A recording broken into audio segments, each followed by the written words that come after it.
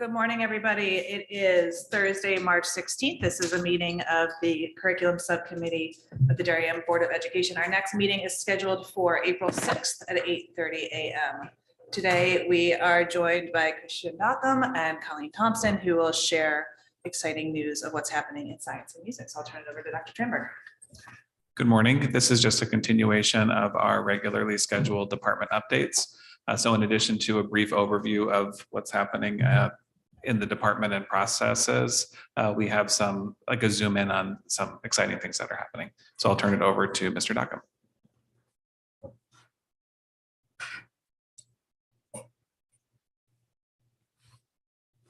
Great. Good morning. I know it's an early morning after a meeting last night, so I'm just going to jump right in and start our 6 through 12 department update for the 2022-2023 school year. So last June, I was here and gave an update that included a substantial program overview, a review of the next generation science standards, and an update on curriculum alignment to these standards. Today, I'd like to start with a quick review of the NGSS standards, but we'll focus primarily on the development of our departmental transfer goals, highlight past and future curricular work, and the focus of our professional development throughout the year. Much of our work, both on the curriculum side and instructionally, is rooted in the next generation science standards. The NGSS framework is based on 3 components of science learning, all of which are critical in linking content to practice. The NGSS focuses on developing the habits of mind and skills that scientists and engineers use in day-to-day life. As expectations shift for students, teachers are no longer considered the ones with all the answers, and instead they guide students to draw conclusions based on evidence and reasoning.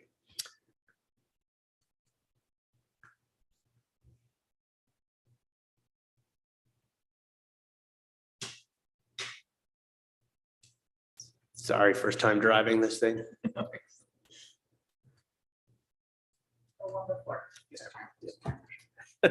So the foundations of the NGSS are the 3 dimensions that are intertwined into each of the performance expectations or standards. These dimensions are the science and engineering practices, the disciplinary core ideas, and the cross-cutting concepts. The science and engineer practices describe behaviors that scientists engage in as they investigate, build models and theories about the natural world, and the key set of engineering practices that engineers use to understand what's happening in the real world. The disciplinary core ideas are the key science content that will be used to focus K-12 science curriculum, instruction, and assessments. To be considered core content, the core idea must have broad importance across multiple sciences or engineering disciplines, or be a key organizing concept in a single discipline. It must provide a foundation for understanding more complex ideas, be relevant to both students and society, and be teachable over multiple grades and at increasing levels of complexity. The 7 cross-cutting concepts are applications across all science areas under the science umbrella. As such, one can think of these concepts as a way of linking the core ideas in the science and engineering practices.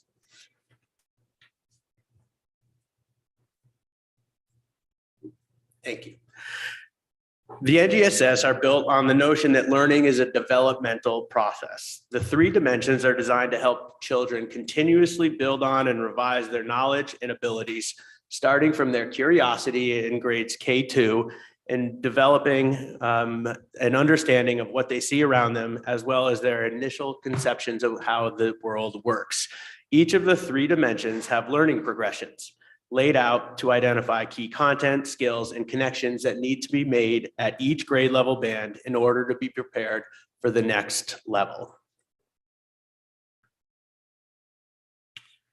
The NGSS represents a clear shift from learning about science topics to figuring out the natural and designed world. That is, the NGSS requires students to make sense of phenomena through the science and engineering practices and the cross-cutting concepts. Phenomena can be any event or situation in the designed or natural world that piques curiosity. In 6th grade, it might look like a bath bomb fizzing in water. In 8th grade, it could be a maglev train flying through a city.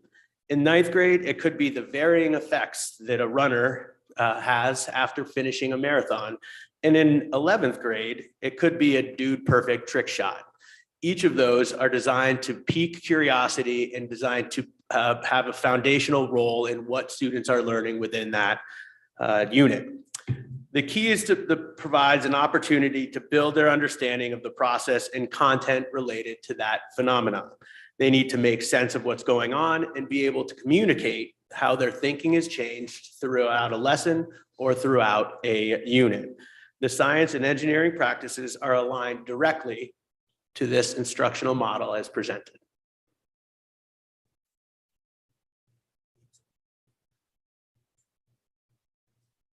If you hit the middle arrow under phenomenon. Thank you. Last spring, our 6 through 12 department began the process of developing transfer goals that are now a guiding document as we continue to develop curriculum and focus on teaching and learning. Transfer goals highlight the effective use of understanding, knowledge, and skills that we seek in the long run for our students. It's what we want our students to be able to do when they confront new challenges, both inside and outside our schools. This is a quote from Jay McTeague and Grant Wiggins, the godfathers of UBD and transfer goals, highlighting the fact that these are the large scale understandings and skills that we want our students to be able to take out of the classroom and bring into their own lives once they leave the class.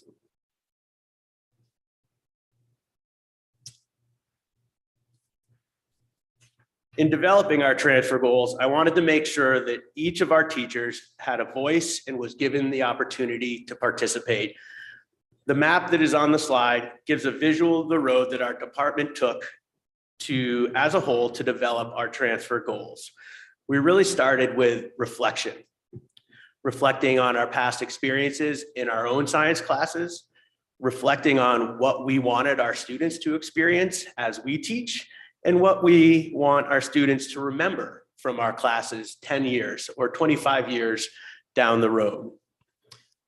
Once we had that initial reflection, we watched Simon Sinek's Start with the Why TED Talk, which focuses on finding a purpose and finding a reason for what you do in life. After watching, teachers made an additional reflection and had discussions focused on what excites them in their current position. What drives you to work with your students? What are you trying to achieve ultimately as a professional? These discussions led to teachers developing their own whys, really focusing individually on why they're doing what they're doing in their classes. In a subsequent meeting, we use those reflections and individual whys to identify outcomes that they hope their students would take with them when they left their classrooms. These hopes were recorded, analyzed, and we looked for patterns and themes that emerged from our teachers' hopes. Those themes were synthesized, thank you, and utilized as the basis for our transfer goals. The themes that emerged are reflected in our 6 through 12 transfer goals. These 7 goals represent the key skills, habits of mind, and expectations that we have for our students as they end their time with us and move on from DHS. We have begun the process to integrate these into our curricular units and being more explicit in our planning, both at the lesson level and to provide, and unit level, and to provide opportunities for our students to engage in tasks that support their growth in these transfer goals. So this is a video of a transfer task. It's a performance task based in our Physics 400, our honors level physics class. And this was directly created after we talked about our transfer goals at the beginning of the school year, and really gives students an opportunity to transfer the content and skills from the initial unit in our honors physics class, which focuses on one-dimensional motion, so essentially free fall. And students have been given a problem and essentially asked to transfer their understanding of those concepts and skills to solve that problem. So while this problem isn't actually rooted per se in the real world, it gives students an opportunity to take a task and utilize a variety of equipment in order to solve a particular problem and meet a particular goal. So this task is called Catch the Monkey. They're given the equipment necessary and the challenge of setting everything up so that they can catch a falling monkey with a moving cart. And so what I'd like to do is just play a video, and this is a team of students that have been working on this throughout one of the blocks, and this is their initial attempt at catching the monkey. Okay, I think we're ready.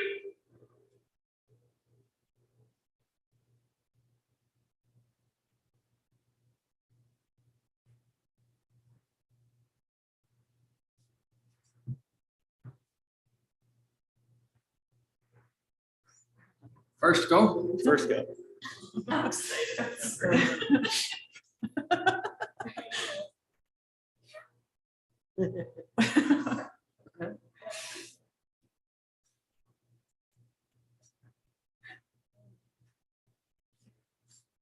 So in order to catch that, the students had to set that up, do a quantitative analysis of the motion that was going to happen. They needed to figure out how high the monkey was, how long that their cart would be traveling. All of this had to happen before they were given the opportunity to actually try and catch the monkey. So not all groups get it on the first time. And the key to this piece is being able to take what they've learned from that first attempt and then transfer it into an iteration and go back to the drawing board, highlight what they know, highlight what they don't know after the first attempt, and then integrate that into a new set of calculations so that they get an opportunity to do it again. And ultimately, all groups end up catching the monkey. It just may take 2 or 3 iterations and going back to the drawing board and then putting in their new information into that initial model that they've created. Okay, I think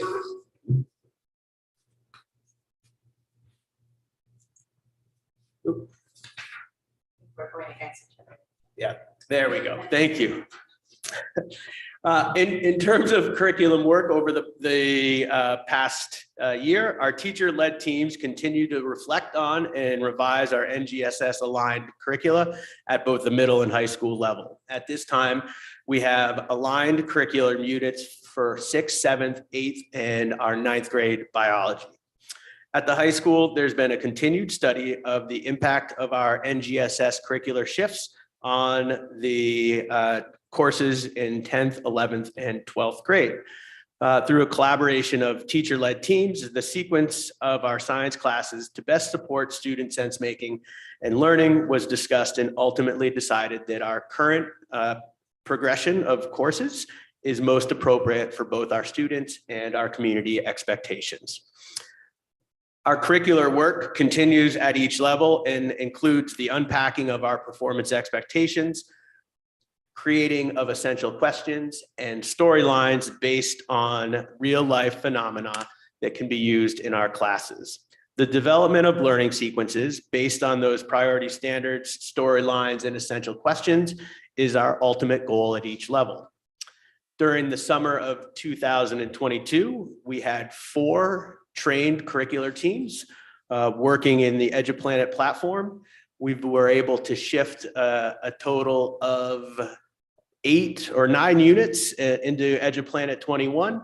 These shifts have allowed for a greater sharing of resources among teachers at the middle school and high school level and have created a more consistent and aligned experiences for the grade levels that have done this work. Our curricular work in the future will focus on increasing the capacity of our teachers to work within the EduPlanet platform. In addition, we'll focus on shifting our chemistry and physics curriculum to better align with the NGSS high school performance expectations in those content areas, and to continue to identify the instructional strategies that will best support student learning at each of our levels.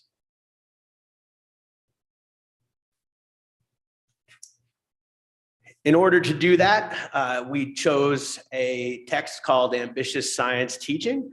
Ambitious Science Teaching continues to be used as an anchor text in our department this year and a focus for our professional development.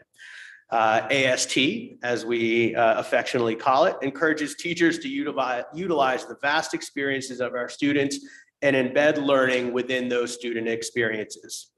The use of this text provides a common language around science instruction and a set of research-based strategies to set the stage for student work in our classrooms. The text has been shown to be effective at meeting teachers where they currently are in the continuum of student-centered instruction. It is important to highlight again that AST is rooted in research on how students learn in the science classroom, as well as a vast number of observations from educators in the trenches. This classroom norms, instructional routines, and strategies, as well as the high expectations demanded from an AST classroom, have been shown to have a profound impact on student learning. Melissa Bratton is one of the co-authors and certainly highlights the strategies and expectations within ambitious science teaching. The ambitious science teaching provides a set of 4 core practices that work together to support 3-dimensional instruction and learning in the science classroom. These practices can be utilized in varying degrees of complexity throughout every unit of study and align with our student-centered instructional model as presented earlier. The first, planning for engagement with important science ideas, is rooted in the design of coherent and challenging units of instruction. The second, eliciting student ideas, highlights peer-to-peer discourse and the development of models for learning as strategies to integrate pre-existing ideas into instruction. The third, supporting ongoing changes in thinking, provides a focus for teachers in the classroom. The strategies in this practice focus on introducing new science ideas, providing a structure for sense making in the classroom, and whole class conversations to collect the thinking of all students. Lastly, pressing for evidence-based explanations highlights student growth and understanding around a topic or concept, but by providing opportunities for self-reflection, reiteration of models, and assessment utilizing authentic tasks. So what's it like to see an ambitious science teaching in the classroom? What would you see or hear if you walked into a classroom following the practices outlined in ambitious science teaching? The authors have identified these 7 elements of rigorous and equitable science instruction by cross-referencing many different bodies of research. The broad statements are at the foundation for each of the core practices outlined in the previous slide and be used as talking points with teachers about what is happening in the classroom and providing feedback through the supervision and evaluation process.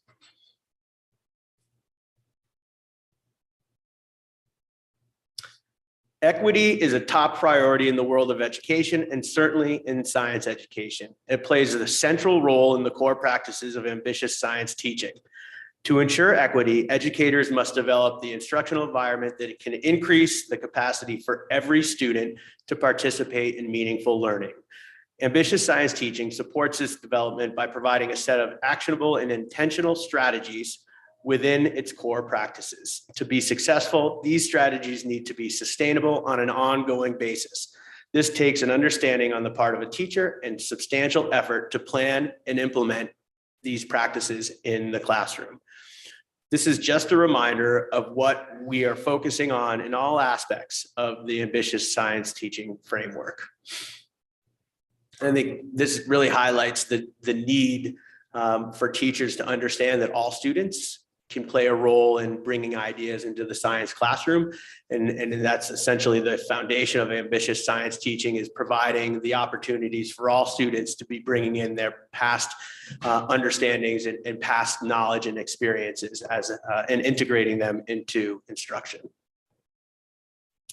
So this professional learning has been happening both in our department meetings and on our professional learning days. Each month, we highlight one of the strategies within a core practice. So we might be looking at talking as a tool for learning, peer discussion and sense making, or applications in the classroom during our department meetings. So that would be focused at like a 6 through 8 level or a 9 through 12 level. So it really focuses on how those can be applied at the different levels of our schools. Our professional learning days have been focused 6 through 12. We've had one day where making student thinking visible through models was our focus, where we had teachers actually working through an modeling activity, utilizing some of the scaffolds and some of the talking points that you might use in your classroom. So really giving them an experience in an ambitious science teaching classroom so that they can transfer that into their own classroom. Our last PD day was introducing science ideas and sense-making strategies, where we highlighted the planning that must take place so that you're not providing too much information to your students. So they're not just expecting the ideas, where you're just presenting just enough so that they can start to utilize those ideas within a series of activities or tasks, so that they're the ones who are cognitively engaged with the thinking and not just receiving the information. Just some outcomes of these professional learning opportunities. I think it's said that it's not a professional learning day without giant Post-it notes, but so the first picture there is teachers looking at the first 3 chapters as a review of the at the beginning of the school year, and highlighting their big takeaways and how they like to use these in the classroom. Up at the top in the middle is our 6 through 12 meeting, where teachers are providing feedback on a planning process that we went through. So we have some middle school and high school teachers providing feedback to each other and thinking about how we can implement this idea of providing just enough information for students to engage with those ideas. The bottom right picture is a task that was created in thinking about big ideas in science. And so the teacher took that PD session and came up with a series of 5 lessons, ultimately to highlight the relationship between cellular respiration and photosynthesis. And they're modeling that on a table in the science class. And then the last picture is a modeling activity that was developed after our modeling for learning PD, where a teacher used some of the scaffolds within that PD to set up a situation where students were first modeling their understanding, doing an activity, and then coming back with Floam, which is this material that students can work with and manipulate to create a model of their new understanding of that particular concept.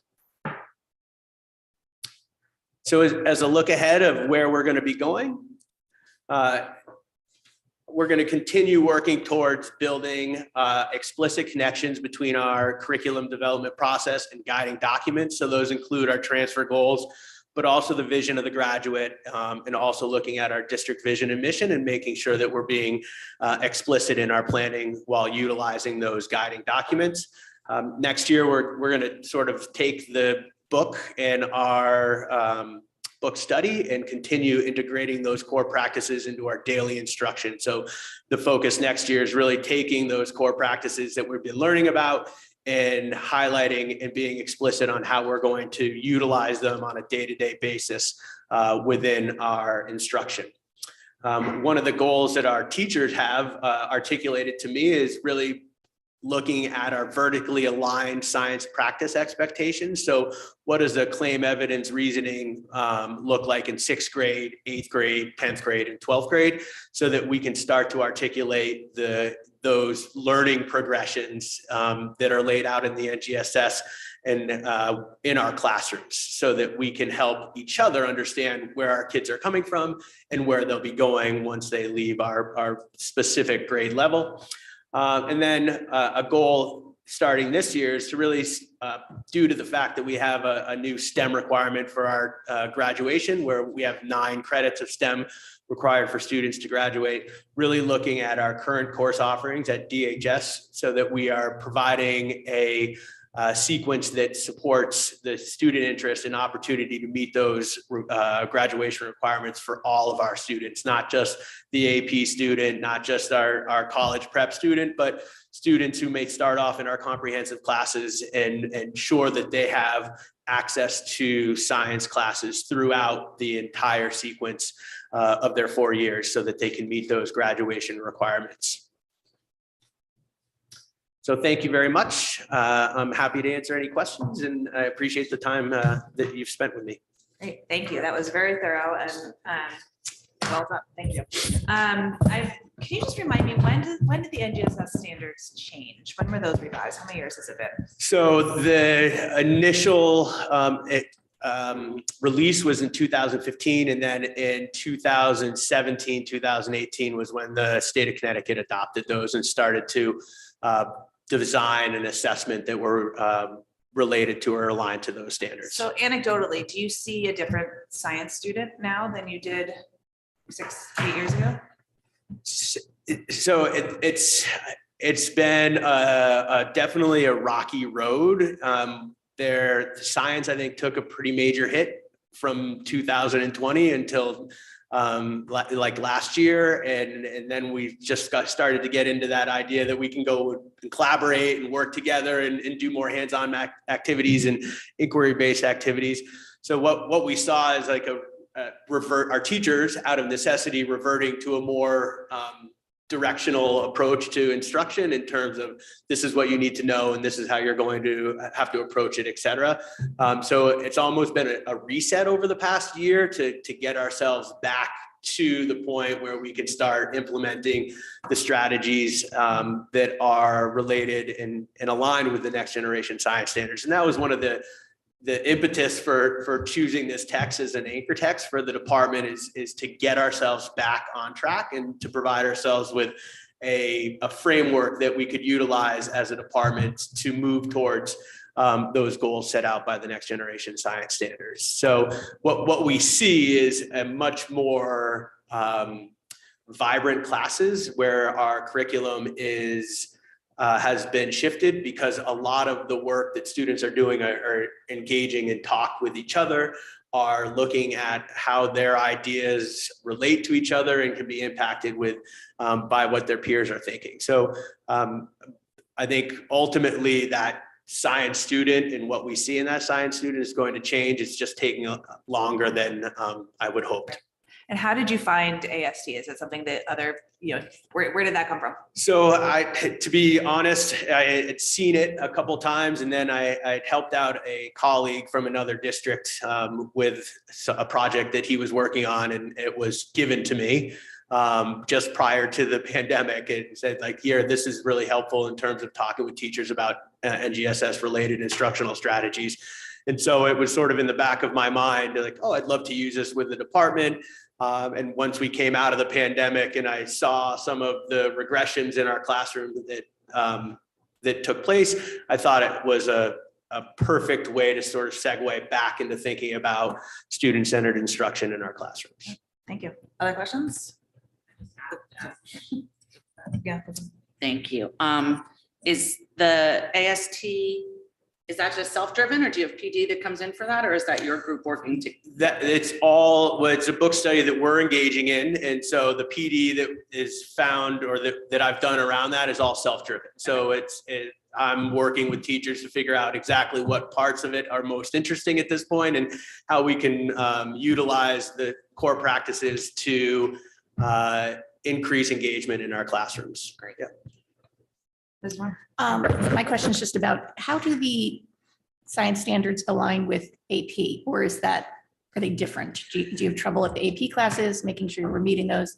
So the College Board has made a concerted effort in their revisions of AP, at least science classes, to include the science and engineering practices as part of their curriculum. So many of the AP classes have had curriculum revisions to include more practice-based activities and practice-based requirements as part of that.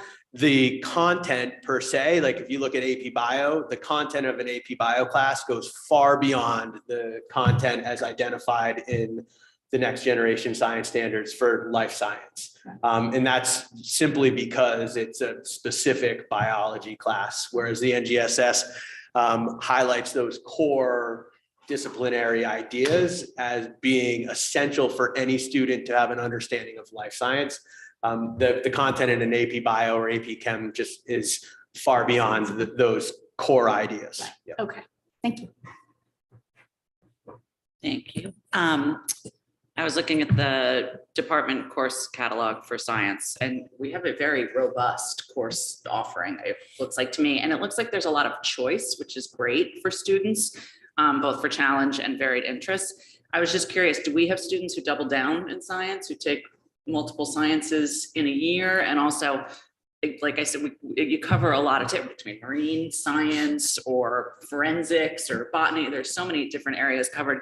Out of curiosity, I was interested if there are any topics that we're not offering yet that you'd love to get to. Yeah, so the schedule that our science classes have make it difficult to double down in science per se. So because we have the minis attached to our class or what were lab periods prior to a block schedule, it essentially means that our science classes are taking up more than one block in the schedule. And so in order to add a second science class, you're really taking up 3 blocks out of your schedule as a student. We do see doubling up with students who do ASR and science quite often. And so that would be probably the greatest area of doubling up is doing our ASR elective as well as science classes. But we do see students that will take honors physics and AP Chem AP Chem as their elective class. So it does happen. It just the schedule makes it a little bit harder to make it work.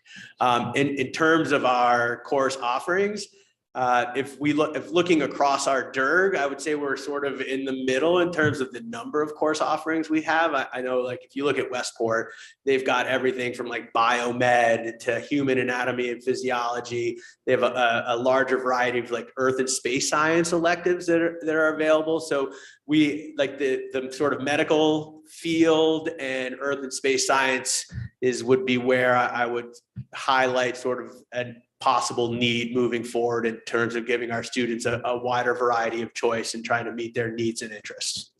Are those things that could be semester classes, or would they all have to be year long?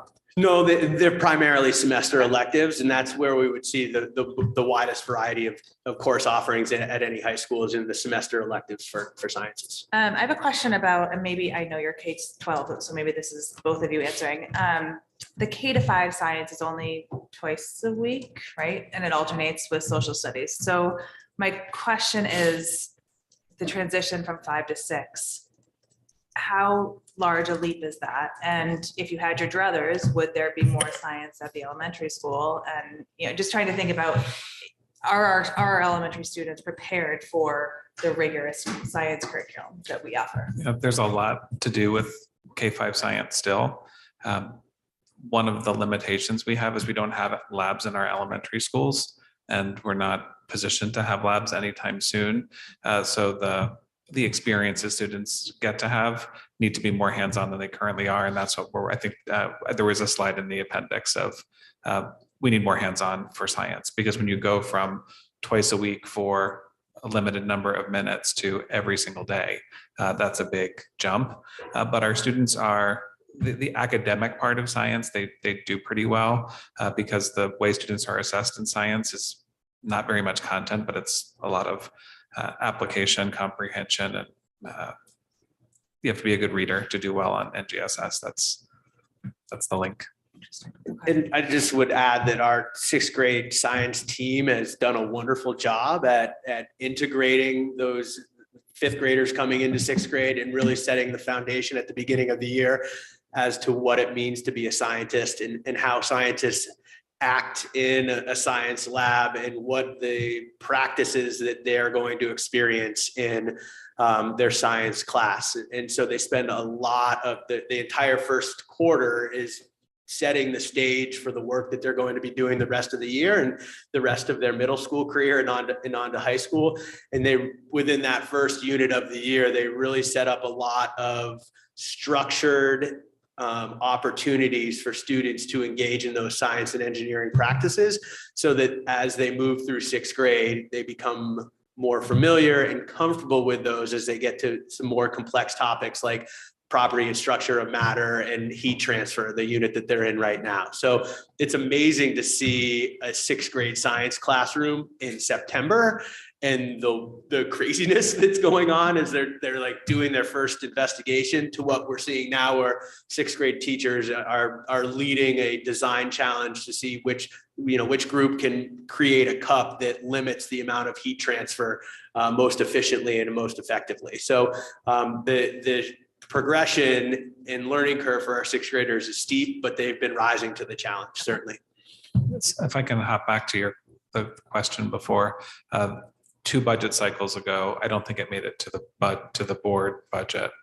The elementary principals did ask for science as an elective at the elementary level. So I wouldn't be surprised if we revisit that as well. That would be similar. I'm not sure how familiar you are with Westport, but they have science specialists as part of that regular rotation. It just seems, with the added focus on STEM now, that, the earlier we could start, the better it would be. But I know there's limitations on a lot of things, so we can't have it all. Yeah, I think the preliminary discussion was about a science coach, or otherwise it wasn't the actual courses themselves. Okay, other science questions? We good? All good. Thank you, don't have Kristen, much for your more time. time. Thank you very much. Thank you very much for that scientific. Thank you. Thank you very much. Thank you. We're talking about something else that competes for elementary time and Yes, all that. exactly. We're gonna go out back afterwards.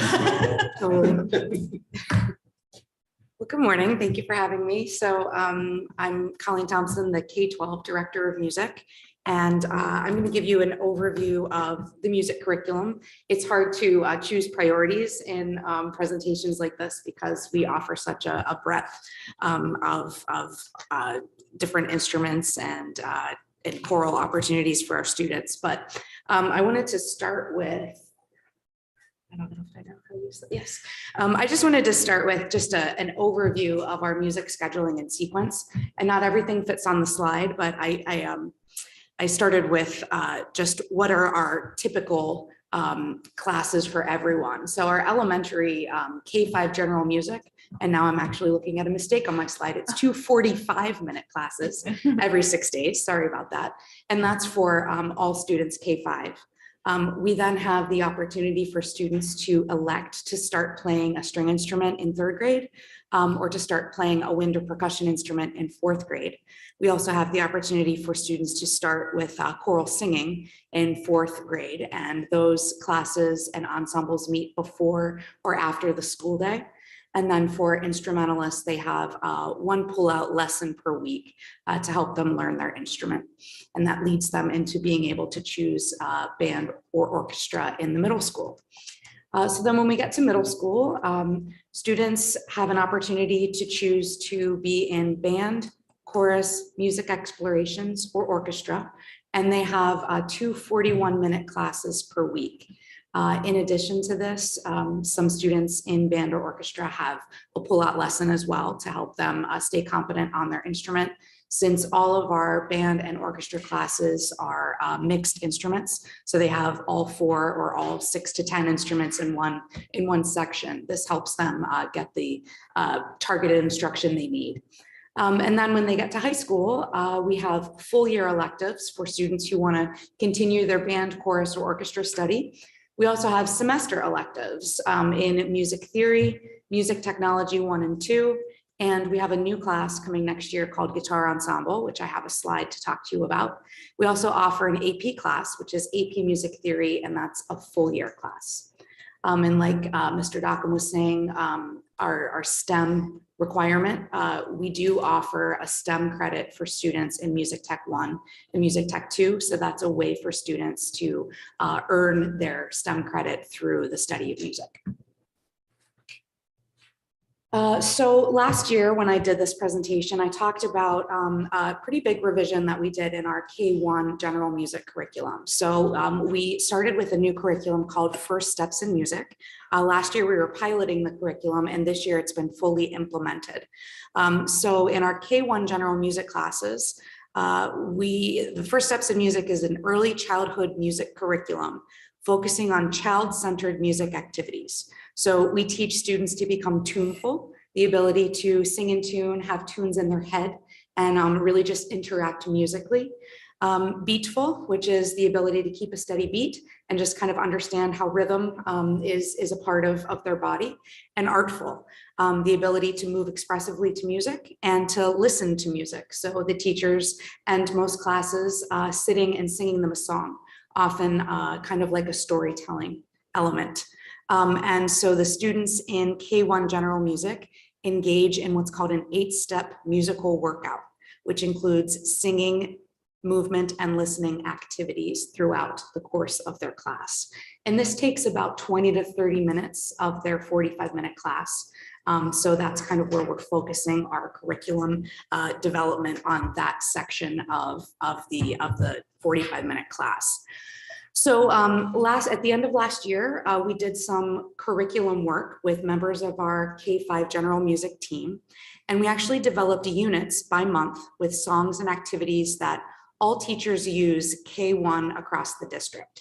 So we took that 8-step musical workout and we selected songs and activities that increased in difficulty and engagement throughout K-1, but also stuck with things that are important to students, teachers, and even parents in terms of themes. So, students are singing songs about fall, songs about snow, and they're engaging in those type of themed activities that are typical in some of our arts classes. And the curriculum was developed with a binder so that there is a section per month and per category, but teachers have a lot of autonomy to choose songs and activities that work best for them, for their school communities. It also allows us to remove songs or add songs that we find might be more helpful or that we find at conferences. We did an audit of the binder that we created to make sure that it included enough songs from other cultures, songs in different languages, songs with different modes and moods. So what's great about having this binder is that it creates some guaranteed experiences for all students across K-1. And then those songs and music activities can come back in the later years. So for example, when the students get into 4th grade band, the band teachers know that in 1st grade, all students should have learned Closet Key. And then they can apply Closet Key to their instrument. And it just creates a more seamless transition for students.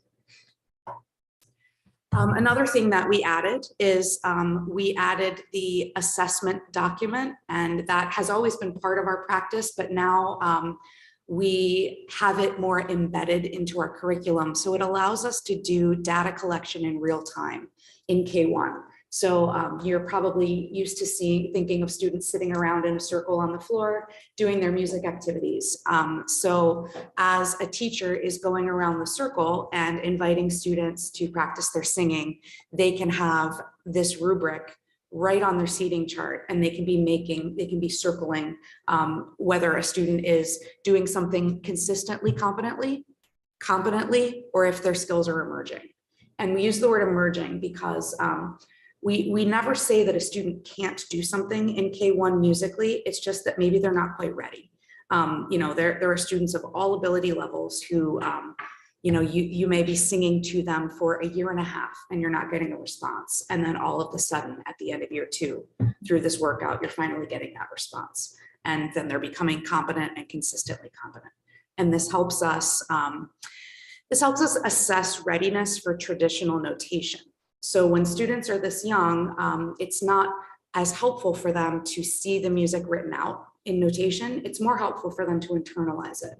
So once most of the class is consistently competent or competent in these skills or in some of these skills, then we know that we're ready to move them to seeing traditional notation or following along or reading traditional notation.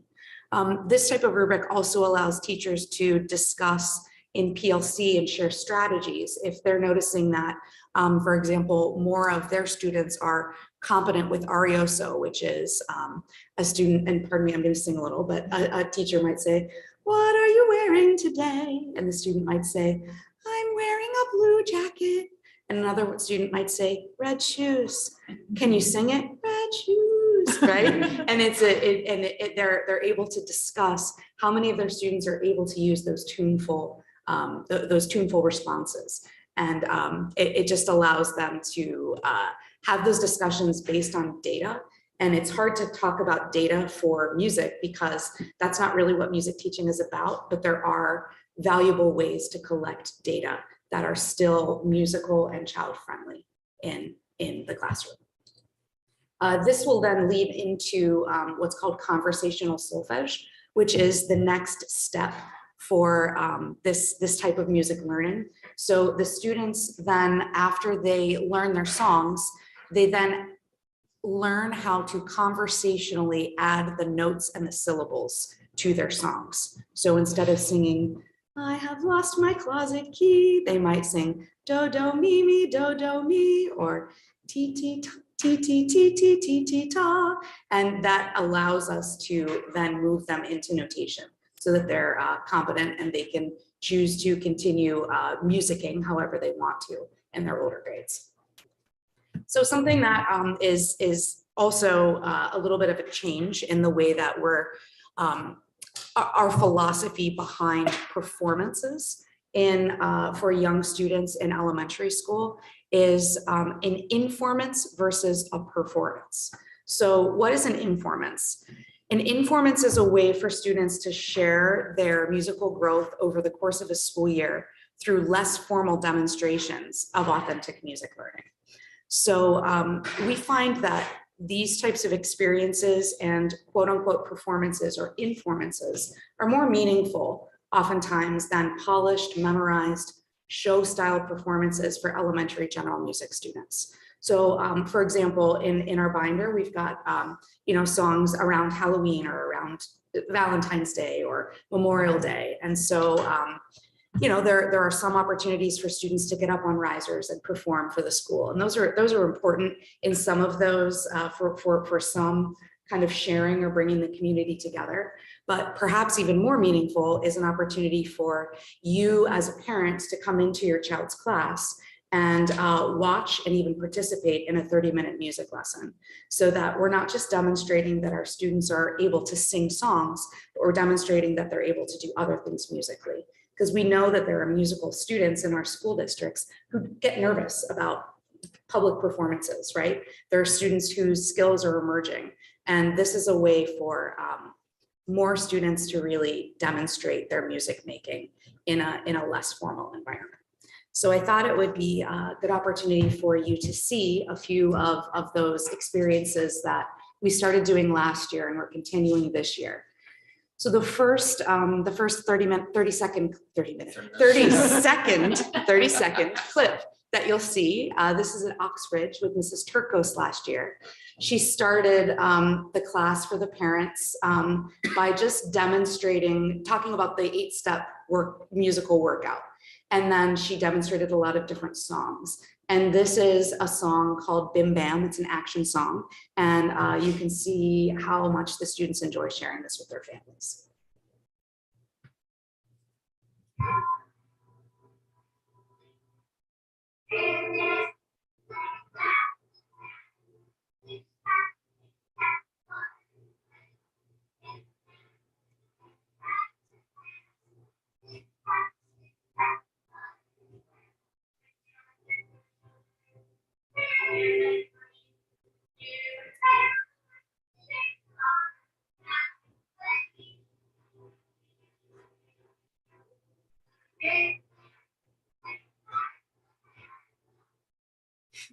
So you can see that students are, they're singing pretty well, and we follow the practice, sing for the students, not with the students. So the students are able to sing independently without a teacher leading and just with a light accompaniment. So they're really demonstrating their enjoyment and their ability to sing in tune. They had an opportunity to choose which of their songs they want to sing for their parents. It becomes a rapport building and part of their charter as well. Sharing songs and activities that they really enjoy. So the next thing I'm going to show you, this is a third grade at Tokenique, and they are practicing their bucket drumming. So they're actually using paint buckets upside down. And Mrs. Douglas had parents actually volunteer to hold up some notation for the students. And then she's calling out live the different sections that she wants the students to play as their parents are holding their notation. So you can see what that looks like.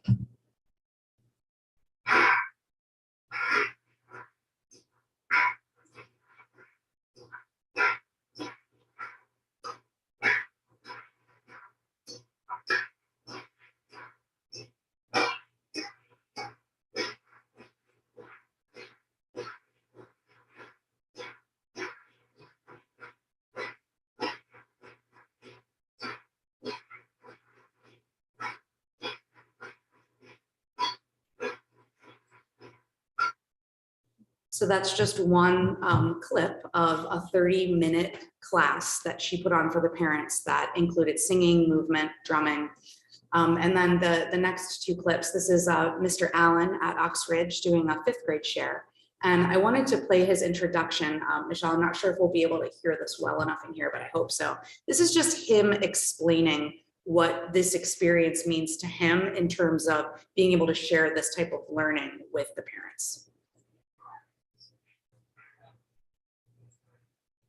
Looking at that to see what they accomplished, but also see how it teaches pieces, which also is collaborating together. Process, not product. You're going to see some products, but really teaching and learning is all about a process. So, you know, you take a success story, like, oh, that's not working, bad, and just keep moving forward. And the way he described that, that's one of the reasons that we as a music department have moved toward these types of shares, because it really is about the process, not so much about the product. So it allows parents in the community to really see what goes into, you know, music's not just about talent, it's about effort and practice and teamwork. So here's a little bit of their product called Marimba Jam. This might be loud, Michelle. Just an FYI. There we go, yep. So this is that same class.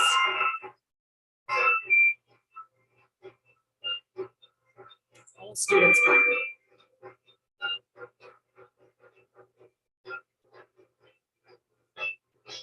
Parents shaking the instrument in the back.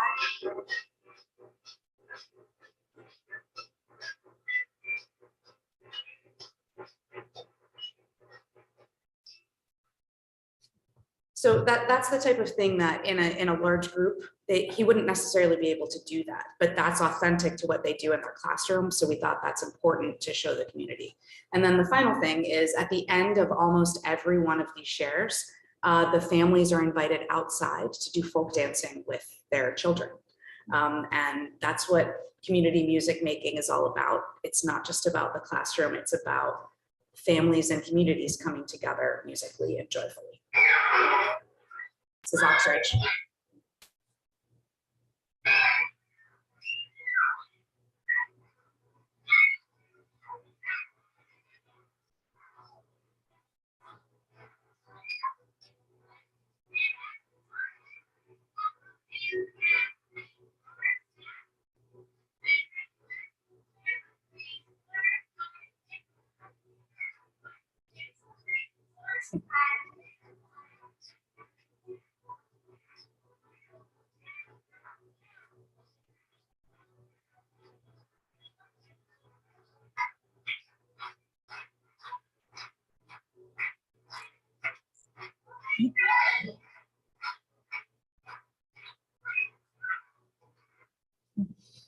So just such a happy, joyful experience. And we even had some parents come up to us and say, you know, I want to do this at my next backyard barbecue. Can we have can we have the recording? And we said, absolutely.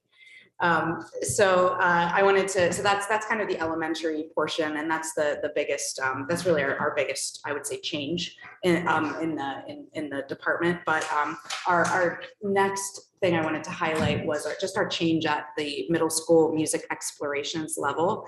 Last year, I presented on our new sequence in music explorations. Previously, we had students it was based, 6th grade was they were learning piano, 7th grade they were learning guitar, and in 8th grade they were interacting with music technology. We've revised the sequence so that students are interacting with all of these things every year, and it spirals so that they increase competency every year, but it also allows students to move in and out of the program. So for example, if they chose to take music explorations in 6th grade, but they want to re-pick up their instrument band or orchestra, or they want to join chorus, they can do that. Vice versa, they can move into 7th or 8th grade music explorations. So we have 4 main units, which are music composition, and that's them, you know, composing music using a program called Noteflight. Music production, which is them arranging music using a program called Soundtrap. And then they do have a quarter where they're learning piano keyboarding skills, and a quarter where they're learning guitar skills. And then interspersed throughout, there are 2 mini units. One is a music listening journal, where the teachers engage them in some listening, and they use musical language and objectivity to describe the music. So they can't just say, I like this or I hate this. They have to talk about what they heard and how that influences their music listening. Because we understand that, you know, the vast majority of students will continue being music consumers in their life, not necessarily music performers. So we want them to have an educated understanding of, you know, why we choose to engage or listen to certain types of music. And then we also engage them in music history. So they're learning about composers throughout history and also performers. So we've completed those units and we're now implementing them. We entered the 6th grade units into EduPlanet. We did 1 pilot unit, and that's in EduPlanet, and it's just like Mr. Gotham said, it's aligned with our music standards. We also have music long-term transfer goals, which I didn't choose to share in this presentation, but I can in the future. And we're entering those into EduPlanet, and we plan to enter the 7th and 8th grade units this summer. So what that means is that we now have a guaranteed and viable curriculum that any teacher who moves into the program can deliver with excellence. You know, it's very difficult for music teachers who are certified K-12 in all instruments to have the same level of expertise in all areas of music. So this allows us to, again, give those guaranteed experiences to students, but also have a well-developed curriculum so that as teachers may enter the program, or we have more sections. And sometimes we need to have additional teachers from the department teaching this class. It just allows us to do so with fidelity. And then I'd like to present on our new class that we're offering next year at the high school. We presented to the board and it was approved to offer a guitar ensemble. This is a 1-semester class open to 9th through 12th grade students. It's differentiated so that it can accommodate beginners through advanced players. So what that would mean is there might be a piece of music where there's a group of students playing 2 chords, and there might be a group of students playing a simple melody and another student taking a solo. And those students are all able to learn at their pace. This can engage students, very intellectually diverse students. We have some adaptive equipment that we can use for students who might need that adaptation, and we plan to utilize that. So we engaged in professional development as a full music department in February. And we hired Shane Peters, who is the orchestra director in Ridgefield. He's also a guitar instructor at WCSU, and he is a professional guitar player himself. So we engaged in some guitar work as a full music staff. And what was great about that is we participated as the learners in that professional development so that everyone in our department, including me, had a guitar to play. And we got to experience what it's like as a student to be learning a new instrument. So it was just really eye-opening for a lot of us who, you know, I found it was especially interesting to see our strings experts, you know, our violin players who interact on instruments with 4 strings now have to learn how to play a new instrument with 6 strings. And, you know, there was a lot of, wait, go back, what do we do? How do we, and he also modeled the differentiation that we should be doing is in a class like this, so that there were players among us who were not, myself not included, who had some decent guitar skills. And so they were, you know, moving ahead while the rest of us were playing some more simplified chords. So then after he interacted with the full group, he interacted with a small group of teachers who are going to be tasked with working on the new guitar curriculum. And so he shared some resources with us. And we'll be working in June to develop that curriculum fully so that it will bridge from 8th grade music explorations to the 9th through 12th grade curriculum. And we'll also, so we'll be piloting that curriculum next year, and we'll be revising it and entering it into EduPlanet in hopefully the next curriculum revision cycle. And then finally, the last thing I just wanted to highlight is I've been coming to the board quite often to discuss our DHS auditorium project. And our department is very grateful that we will be moving forward with several elements of that revision, including some audio improvements, video and streaming improvements, and communication improvements. We're also speaking with the Darien Foundation about possibly partnering with us in the future, potentially helping us improve our projection. So you can see that back wall in the auditorium is, we could certainly have a, you know, a video wall back there, and we could be utilizing some projection and perhaps virtual sets in that space. So we're certainly looking forward to seeing how that project moves forward, and also using the new technology to infuse into our music curriculum, particularly the music tech 1 and 2, partnering with other departments, the science department, the engineering department, the business department on you know, utilizing the new technologies in the auditorium. And we'll be doing the walkthrough of the board facilities walkthrough this weekend, and we'll highlight what some of those improvements will look like.